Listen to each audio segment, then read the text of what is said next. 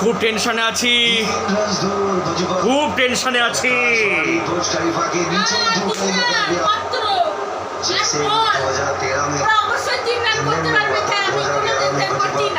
কে জিতবে, ইন্ডিয়া না নিউজিল্যান্ড? ঠিক আছে, দেখা যাক আমাদের দেবিকা গোস্বামীর কথা কতখানি মেলে আজকে। ঠিক আছে, দাঁড়াও এখন চুপচাপ। बताया पूरे देश को, पूरे वर्ल्ड को कि हिंदुस्तानी सबसे आगे